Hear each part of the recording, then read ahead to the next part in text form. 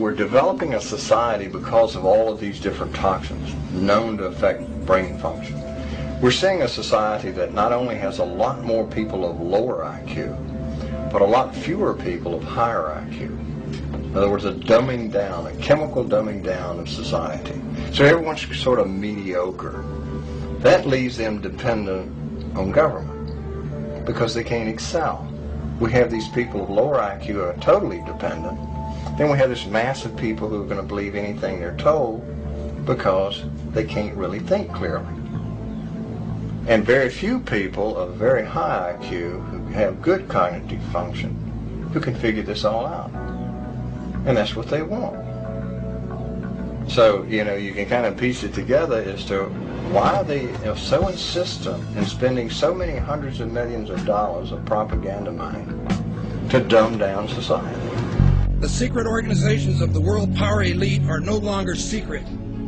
They have planned and are now leading us into a one-world communist government.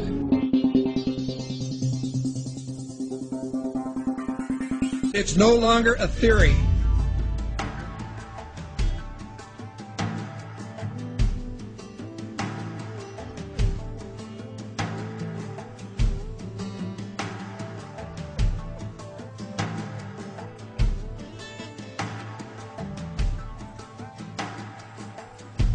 The German philosopher Johann von Goethe once said, "There are none more hopelessly enslaved than those who falsely believe that they are free."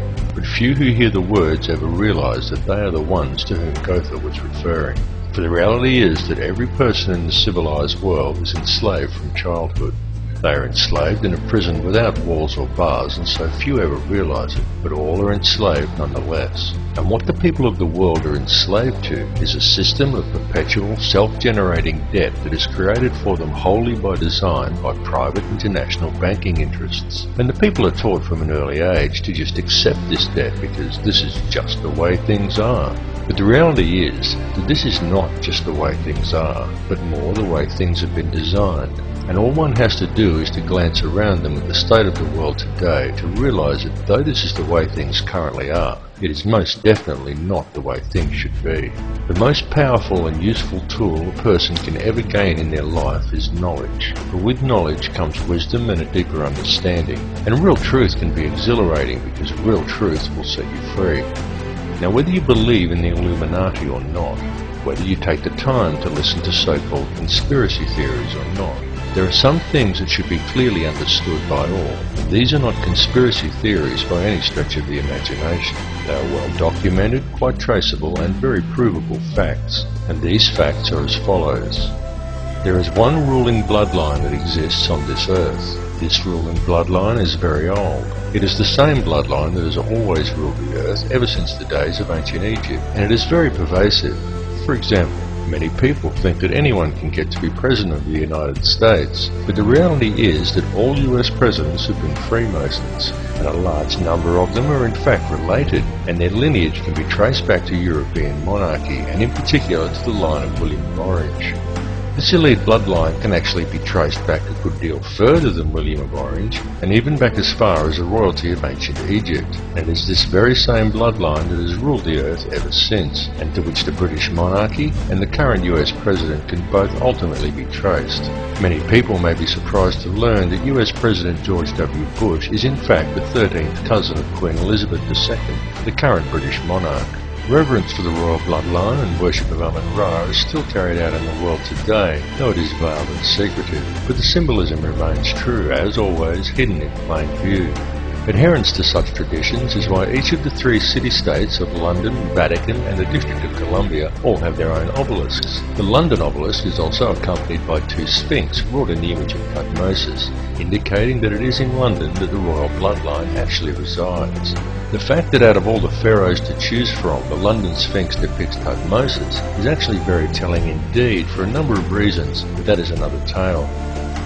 The British monarchy is steeped in ancient traditions and symbolism, and they do not attempt to hide these connections. They just don't mention them or answer questions about them.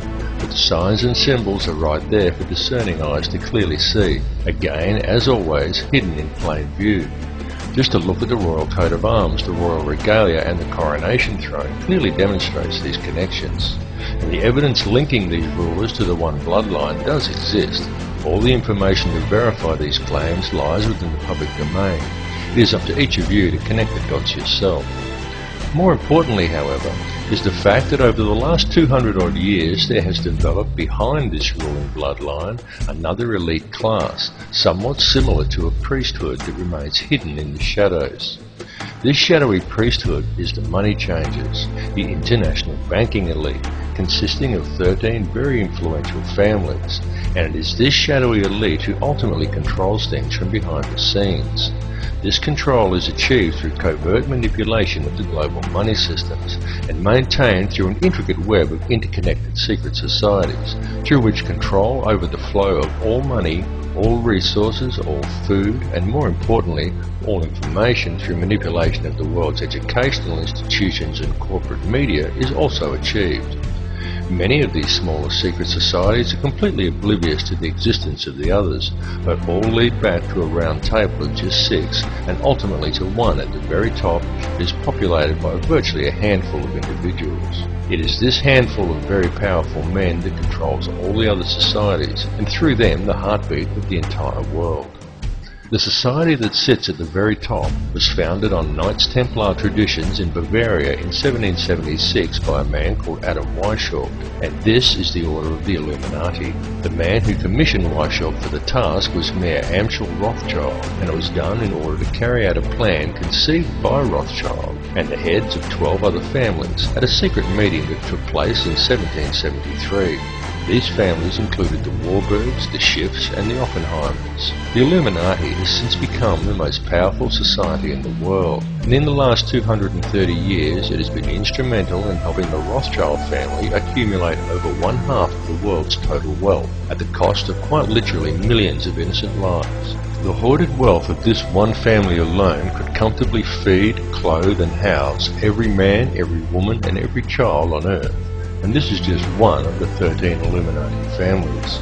The goal of the Illuminati has always been a simple one, and that is to achieve, by whatever means possible, total ownership and control over no less than every resource, every government, every rock, every drop of water, every blade of grass, and every living creature, both human and non-human, in the entire world. And since its inception, for over 230 years, the Order of the Illuminati has been tirelessly, relentlessly, and unfalteringly steering its members towards the achievement of that one ultimate goal.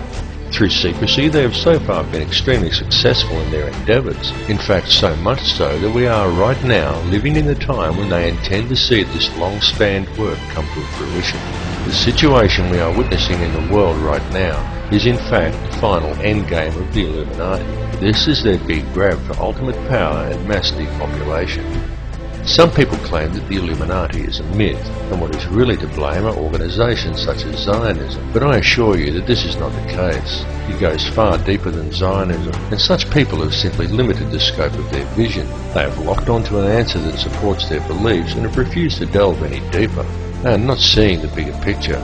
Greek philosopher Socrates once said that true wisdom is knowing how little we actually know, and he was absolutely correct. And this is why it is important to keep an open mind and allow your beliefs to be flexible enough to change as new knowledge is acquired.